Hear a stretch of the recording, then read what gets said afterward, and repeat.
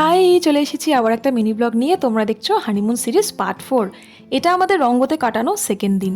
এই হোমস্টেতে আমরা কাটাবো আর কয়েক ঘন্টা। জলখাবার খেয়েই বেরিয়ে পড়তে হবে নেক্সট গন্তব্যে। তাই জন্য ভোরবেলা ঘুম থেকে উঠে আমরা দুজন বেরিয়ে পড়েছিলাম গ্রামটাকে একটু ঘুরে দেখবো বলে। প্রথমেই চোখ গেল এই ভুটান পাহাড়ে। যদিও ঢাকা ছিল ঘন কুয়াশায়, কিন্তু যা দেখেছি তা ভোলার নয়।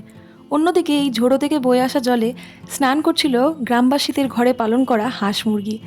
এগুলো সচরাচর আমরা চোখে দেখতে পাই না, বিশেষ করে যারা আমরা শহরাঞ্চলে বাস করি। গ্রামের সরু রাস্তা ধরে এগিয়ে চলে আমরা আস্তে আস্তে নামছিলাম নিচের দিকে। কারণ নিচে রয়েছে আরেকটি হোমস্টে, আর তার পাশ দিয়ে বয়ে চলেছে এই রঙ্গ নদী। আর নদীর ওপরে রয়েছিল এই সুন্দর সাঁকোটা।